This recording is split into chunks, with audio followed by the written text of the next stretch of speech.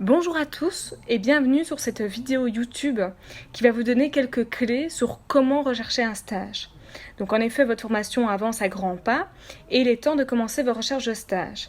Donc cet atelier va se diviser en 3 parties. Donc je vais commencer par vous expliquer quelques modalités pratiques pour votre stage. Ensuite, on va parler de comment faire pour rechercher l'entreprise qui pourrait prendre des stagiaires. Et pour finir, je vais vous donner quelques astuces pour faire une lettre de motivation et un CV. Alors concernant l'entretien d'embauche, je vous invite en fait à consulter la vidéo de Gaël Hervé qui sera disponible prochainement et qui concerne l'entretien d'embauche en ligne. Alors n'oubliez pas non plus de participer au cours de séminaires de recherche active d'emploi qui vont vous donner des clés importantes pour créer votre projet professionnel, réaliser un CV et une lettre de motivation qui peut être percutante et aussi réussir l'entretien d'embauche. Allez, commençons. Alors, tout d'abord, qu'est-ce qu'un stage pratique ? Donc en fait, c'est un stage qui va se dérouler à la fin de votre formation et qui sera obligatoire pour valider la réussite de votre formation. Il sera non rémunéré, c'est-à-dire que vous n'allez recevoir aucun paiement de l'entreprise ou du SJB. Par contre, vous allez conserver vos indemnités du forum telles que les 1 € brut de l'heure, les remboursements de frais de déplacement et de frais de garderie.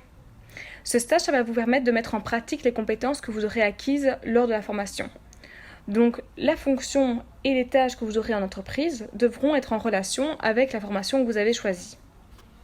Alors, ce stage va vous offrir de nombreux avantages. Tout d'abord, il peut agir comme aide à l'emploi.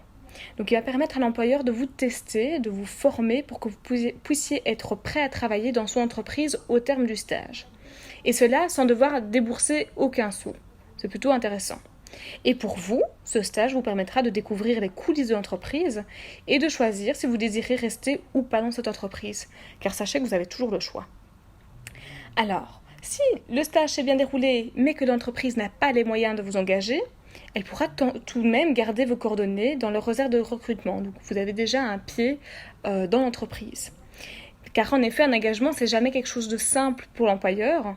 Et donc, il est toujours plus facile de recontacter les personnes qui ont déjà travaillé pour l'entreprise et qui sont déjà adaptées à son univers, plutôt que d'aller chercher une autre personne qui ne connaît pas encore l'entreprise et dont on est plutôt incertain de son adaptation à celle-ci.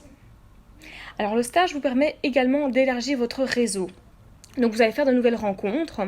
Et donc, il ne faut vraiment pas hésiter à faire appel à ces nouvelles personnes pour vous recommander auprès de leurs partenaires. Car faire valoir son réseau, c'est vraiment le meilleur moyen pour obtenir un emploi.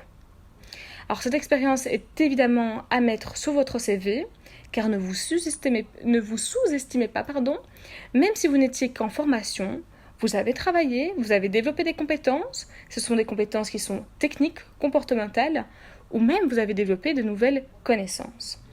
Et donc, en effet, chaque expérience vous enrichit et donc vous apporte de nouvelles compétences. Et pour terminer, ce stage vous permettra de spécifier votre projet professionnel. C'est-à-dire qu'on va confirmer ou infirmer votre projet, que ce soit par rapport au métier, par rapport au secteur de l'entreprise, ou même par rapport à votre statut professionnel. Tiens, est-ce que je préfère travailler comme employé ou plutôt comme indépendant, par exemple. Alors, en pratique, vous avez 3 mois pour débuter votre stage à partir de la fin de la formation. Donc, c'est-à-dire que vous pouvez commencer votre stage jusqu'en début octobre maximum. Donc, il devra au minimum être à mi-temps et au maximum à temps plein. Donc, un temps plein de 38 heures.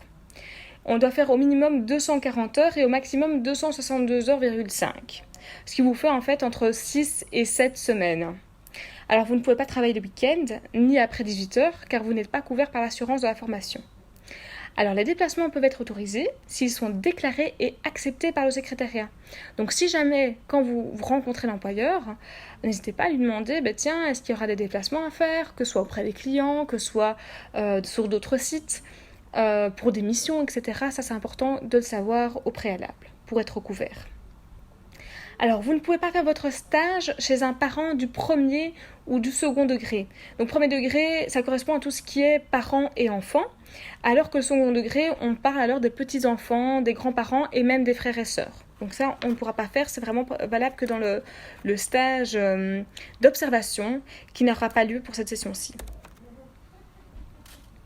Alors, avant le stage, on va vous demander de nous envoyer votre convention au moins une semaine à l'avance parce qu'elle doit être validée par le secrétariat. Pendant le stage, vous devez transmettre une feuille de présence tous les 15 jours. Et n'oubliez pas de transmettre aussi vos feuilles concernant les frais de garde d'enfants. Et donc ça, tous les mois. Après le stage, on va vous demander de réaliser un petit rapport de stage et de remettre votre carnet stage complété avec les évaluations du maître de stage au secrétariat. Donc, il faudra aussi prendre contact avec le secrétariat pour savoir un petit peu les modalités pour la suite de l'aventure. Alors Sandrine est toujours disponible. Alors si vous avez des questions, vous n'hésitez pas à l'appeler à ce sujet. Et à la fin du stage, nous ferons un petit drink pour vous remettre vos certificats de compétences. Alors c'est bien beau, mais comment trouver une entreprise qui pourrait vous prendre comme stagiaire ? Alors il faut savoir que dans le marché de l'emploi, il y a une grosse partie des offres d'emploi qui sont cachées et une toute petite partie qui est visible. Donc c'est un peu comme un iceberg. Donc la partie visible, ce sont littéralement les offres d'emploi. Donc celles qu'on va retrouver sur les sites de l'entreprise, sur les moteurs de recherche spécifiques au travail tels que le Forum, Indeed, Stepstone, voilà, ce genre de sites. Et ça n'a représenté que 20% des offres réelles d'emploi. Et pourtant, il y aura 80% des demandeurs d'emploi qui vont les voir et éventuellement y répondre. En contrepartie, nous avons un marché d'emploi qui est caché. Donc ça, on va d'abord retrouver tout ce qui est, donc une grosse partie de ce marché caché, c'est votre réseau. Donc vos amis, votre famille, vos anciens collègues, etc. Et aussi les candidatures qu'on envoie spontanément aux entreprises sans savoir si elles recherchent un collaborateur. Et ça, il y a seulement 20% des demandeurs d'emploi qui vont postuler de cette manière. Alors que c'est réellement la plus efficace. Car c'est avant de poster une offre, l'employeur va d'abord regarder en interne pour voir si une personne est intéressée pour prendre le poste. Il va aussi recontacter les anciens stagiaires, demander à son personnel s'il connaît quelqu'un, parce qu'on aura bien plus confiance en quelqu'un qu'on connaît déjà et qui s'est déjà adapté à l'entreprise qu'une personne complètement inconnue. Et ensuite, l'employeur va regarder dans ses candidatures spontanées pour voir s'il y a un CV qui en ressort. Et pour finir, si jamais il n'a trouvé personne, il va poster une annonce. Et donc, mettre une offre d'emploi, ça sous-tend beaucoup de travail, de tri, d'analyse de candidature, de rencontres. Et donc, ça prend beaucoup de temps et d'énergie. Et on n'a même pas la certitude que la personne va s'adapter correctement à l'entreprise. Alors que contacter un ancien stagiaire pour lequel on était satisfait est beaucoup plus simple et offre beaucoup plus de garanties. Alors, n'oubliez pas de crier sur tous les toits que vous êtes en recherche de stage et d'emploi. Alors, les différentes étapes que je vous propose pour trouver une entreprise qui pourrait vous prendre comme stagiaire. Donc, tout d'abord, en parler autour de vous. Donc, comme je vous disais, de crier sur tous les toits. Donc, auprès de vos amis, auprès de votre famille, de votre club de gym, etc. Parlez-en sur vos réseaux sociaux. Regardez les réseaux sociaux. Mettez à jour votre page LinkedIn. Donc, vraiment, tout ce qui est plutôt proche de vous. Ensuite, faites une liste des entreprises qui vous plaisent. Et contactez-les une par une. Contactez les ressources humaines de préférence pour savoir un peu comment postuler et puis envoyer votre candidature.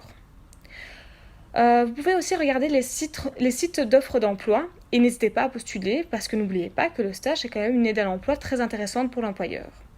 Et pour finir, si avec tous ces conseils vous n'avez pas trouvé d'entreprise qui pourrait vous prendre en stage, n'hésitez pas à revenir vers Pia, Gaëlle et moi. On va vous aider avec grand plaisir. Alors, pour quelle entreprise on peut postuler ? Donc ça, je vous propose de définir des critères de recherche. Alors, vous pouvez vous définir des critères de recherche, par exemple, par secteur. Donc, imaginons que je suis intéressée par tout ce qui est vente en magasin de vêtements. Et bien, mon secteur, ce sont les magasins de vêtements. Je peux aussi spécifier mes critères de recherche par rapport à la spécificité du produit. Donc, ok, je suis vendeur, je cherche un stage de vendeur dans un magasin de vêtements, mais j'aimerais bien des vêtements éthiques pour enfants, par exemple. Ou alors, vous pouvez aussi spécifier vos critères de recherche par rapport à votre zone géographique. Donc ça, c'est plutôt si vous êtes peu mobile. Imaginons, j'ai pas de voiture. Pour aller travailler dans mon magasin de vêtements pour éthique pour enfants qui se trouve à Braine-l'Alleud, je dois prendre 2 bus. Est-ce que c'est réalisable pour moi ou pas ? Ça, c'est vraiment à vous de voir. Alors, lorsque vous avez trouvé l'entreprise de vos rêves, après, il ne vous reste plus qu'à lui proposer vos services. Alors, comment est-ce qu'on peut faire ? Alors, je vous propose plutôt de contacter l'entreprise par téléphone et si possible de vous présenter physiquement. Avoir un petit peu de culot, c'est souvent apprécié par les employeurs qui voient cette attitude comme une preuve de motivation et ça leur permet aussi de déjà sonder votre adéquation avec l'entreprise. Attention tout de même à ne pas déranger l'employeur en vous en posant au mauvais moment. Donc restez quand même subtil. Donc si l'entreprise n'est pas accessible par téléphone ou physiquement, alors envoyez un mail. De toute façon, je vous conseille quand même d'envoyer systématiquement un mail pour confirmer votre contact téléphonique, confirmer votre présence, parce que c'est une trace écrite et ça permet vraiment de se souvenir de vous et d'analyser votre candidature plus profondément, quoi. Alors envoyez votre mail aux personnes concernées, donc c'est-à-dire le gérant, le directeur, le personnel de ressources humaines, donc vraiment les personnes qui sont concernées par le recrutement. Et donc n'hésitez pas à téléphoner pour demander à qui vous adressez. Vous devez accompagner votre candidature d'un CV et d'une lettre de motivation qui seront adaptées à l'entreprise. Donc ça, je vais vous donner quelques pistes pour justement créer votre CV et lettre de motivation. Mais de toute façon, nous avons cours aussi en SRAE qui vont vous permettre de faire, entre autres, CV, lettre de motivation et entretien d'embauche. Si vous n'avez pas de retour de l'employeur, n'hésitez pas à le relancer. Donc ça montre vraiment votre motivation à travailler chez lui et ce sera toujours bienvenu. Alors, je vais vous proposer une méthode de communication pour pouvoir faire un message qui soit clair, précis, efficace en très peu de temps. Donc cette méthode, elle s'appelle le QQOQCP. Donc Q pour qui, le deuxième Q pour quoi, le O pour où, le troisième Q pour quand, le C pour comment et le P pour pourquoi. Alors, le qui. Le qui, ce sera votre nom et votre prénom. Le quoi, ce sera la situation dans laquelle vous êtes. Le où, le poste que vous recherchez. Le quand, les dates. Comment, est-ce que c'est rémunéré ou pas. Et pourquoi, c'est ce que vous voulez savoir. Donc, je vous donne un exemple. Bonjour, je suis Julie Van Delanoite. Je suis actuellement une formation d'agent administratif au SJB Formation et je recherche un stage non rémunéré pour le poste d'agent administratif à partir du 3 août. Est-ce que votre entreprise prend des stagiaires ? Voilà, tout simple. C'est vraiment une méthode efficace qui va vous permettre de vous faire comprendre rapidement et de donner des informations précises en évitant qu'on écoute votre appel parce qu'on ne vous comprend pas ou que c'est trop long. Donc en une phrase, j'ai vraiment résumé toute ma situation, donc il n'y a vraiment pas besoin de longs discours. Après avoir contacté l'entreprise, vous devez lui fournir un CV. Donc je vais vous donner quelques conseils. Un CV se lit toujours de haut en bas, donc du plus important au moins important. Il doit être lisible et soigné, sinon ça va vraiment donner une mauvaise image de vous. Il doit montrer de manière synthétique votre parcours professionnel, donc c'est-à-dire en une page maximum, car l'employeur n'a que très peu de temps pour se faire une idée si vous conviendrez ou pas pour le poste. Il doit mettre en avant vos points forts et vos compétences pour qu'elles soient visibles dès le premier coup d'œil. Donc le CV doit contenir l'intitulé du poste, ce sera par exemple agent administratif stagiaire, vos coordonnées, donc téléphone, email, adresse, vos atouts. Limite, vous pouvez même mettre un profil. Voilà, je suis en réorientation, je suis hyper passionnée par tout ce qui est vêtements éthiques pour enfants, etc. Mes compétences, mes expériences professionnelles, mes formations, et aussi mes loisirs. Donc les loisirs, on les met souvent de côté, mais c'est quand même intéressant, car ça vous permet de montrer un peu qui vous êtes personnellement, et éventuellement d'avoir des points communs avec votre futur employeur, donc ça c'est vraiment pas négligeable, ça donne déjà quelque chose de plus sympathique. Quand vous avez fait un CV, posez-vous ces questions. Donc est-ce que votre CV fait ressortir vos points forts ? Est-ce qu'il est adapté à votre recherche de stage ? Est-ce qu'il évoque sans ambiguïté votre parcours et vos qualifications ? Est-ce qu'il est agréable à lire ? Est-ce qu'il évoque votre niveau de compétence et de responsabilité ? Et est-ce qu'il donne envie de vous rencontrer ? Si vous avez répondu oui à toutes les questions, c'est bon, vous pouvez l'envoyer. Par contre, s'il y a un non, c'est qu'il faut encore retravailler quelques petites choses. Alors, attention, ne demandez jamais à quelqu'un d'autre de faire votre CV à votre place. Le CV, c'est vraiment quelque chose de personnel qui vous correspond. Donc, vous savez, vous, mieux que personne, ce qui est important pour vous et quels sont vos atouts. Donc, quelqu'un d'autre ne pourra pas le faire à votre place. Faire des fautes d'orthographe ou manquer de soin, c'est déjà foutu, parce qu'on ne fait qu'une seule fois une première impression, et donc il faut qu'elle soit bonne. Si vous changez la taille de la police, la structure du CV, ça va paraître comme quelque chose de pas soigné, alors que vous devez vous montrer professionnel dès le CV. Alors si vous avez plus d'une page recto verso, c'est trop long. L'employeur ne prendra sans doute pas le temps de tout lire et il va manquer des informations qui peuvent être importantes.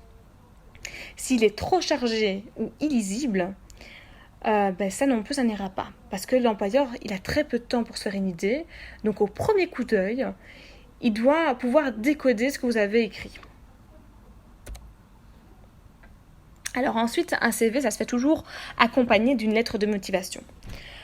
Alors votre lettre de motivation, elle va exprimer clairement votre intérêt pour l'entreprise. Elle va aussi expliquer que vous êtes en stage et qu'est-ce que le stage va vous apporter. Elle va mettre en avant vos atouts et elle va permettre d'accrocher le lecteur. Elle va donner envie de lire le CV parce qu'elle est complémentaire au CV. Donc attention de ne pas faire des copier-coller du CV. Elle donne envie de vous rencontrer et elle est courte, condensée et dynamique, donc aussi une page. Il n'y a pas besoin d'en faire de trop, il y aura des choses que vous pourrez dire lors de l'entretien d'embauche. Alors, comment construire une lettre de motivation ? On va la construire en 3 parties. La première partie, ce sera l'amorce. Donc, je montre que je sais à qui j'écris et pourquoi. Donc, elle va permettre d'expliquer qu'on est en recherche de stage, les modalités du stage et montrer son intérêt pour l'entreprise. Alors, moi, j'aime bien commencer en parlant d'entreprise, car je trouve que quand on veut se faire un ami, il faut d'abord montrer qu'on s'intéresse à lui avant de parler de soi et d'envisager éventuellement un nous. Alors, le corps du texte, ça, c'est vraiment le jeu. Qu'est-ce que moi, je peux apporter à votre entreprise ? Donc, elle devra prouver par votre expérience et vos atouts que vous êtes le candidat idéal pour le poste. Et pour finir, vous avez la conclusion qui va inviter à la rencontre. Donc, on propose à l'employeur de lui expliquer de vive voix nos motivations et on essaye d'être actif. Les phrases passives du style « j'attends, je suis à votre disposition si l'employeur éventuellement désire me rencontrer », c'est pas suffisamment dynamique. Il faut vraiment inviter cet employeur à venir vous voir. Vous le valez bien, vous valez à ce qu'on vous rencontre. Alors, vous pouvez aussi vous poser quelques questions par rapport à votre lettre de motivation. Est-ce qu'elle est soignée ? Est-ce qu'elle donne une image positive de vous ? Est-ce qu'elle montre votre intérêt pour l'entreprise ? Est-ce qu'elle met en avant vos atouts ? Est-ce qu'elle donne envie de vous rencontrer ? Alors c'est bon, vous pouvez l'envoyer. Et par contre, essayez de ne pas répéter ce qu'il y a dans le CV. La lettre de motivation, c'est vraiment complémentaire au CV et donc on ne fait pas de copier-coller. Ne quémandez pas de l'emploi en disant que vous êtes chômeur depuis 10 ans et que vous avez des enfants à nourrir. Vous valez bien plus que ça, vous êtes vraiment fournisseur de compétences. Vous allez chez un employeur qui en demande et vous proposez vos services. S'il n'en veut pas, tant pis pour lui. Évitez les banalités administratives qui n'apportent pas vraiment de contenu à votre lettre de motivation ou qui sont tirées tout droit d'exemples d'Internet parce que l'employeur, il envoie tout le temps des comme ça, donc il les connaît par cœur. Les expressions qui sont négatives du style « je n'ai pas mon CESS, mais je suis prêt à me former », mais ça met en avant vos faiblesses et ce n'est pas du tout ce qu'on a envie ici. Il faut être positif comme votre lettre, vous êtes positif. Alors une lettre qui est trop longue et ou illisible, elle ne sera pas lue, tout simplement. L'employeur va voir votre lettre, il va se décourager d'avance et vous n'aurez pas l'occasion, et de toute façon vous aurez l'occasion d'en dire plus lors d'un entretien d'embauche. Le manque de soin, ça montre une image négative de vous. Et c'est vraiment pas ce qu'on veut ici. Mais de toute façon, le plus important, c'est ne pas désespérer. Vous allez persévérer et ça va finir par payer. Vous allez essuyer des refus sans doute et des absences de réponse. Mais c'est pas grave, c'est que ces personnes-là n'étaient pas faites pour vous, cet employé n'était pas fait pour vous, et la prochaine sera peut-être la bonne. Donc essayez de garder une attitude positive parce que je suis sûre que vous allez y arriver. De toute façon, vous allez y arriver avec cette attitude-là. Et si vous avez besoin d'aide, vous n'hésitez pas, il y a Pia, Gaëlle et moi qui seront toujours là pour vous accompagner. Alors, bonne chance à tous!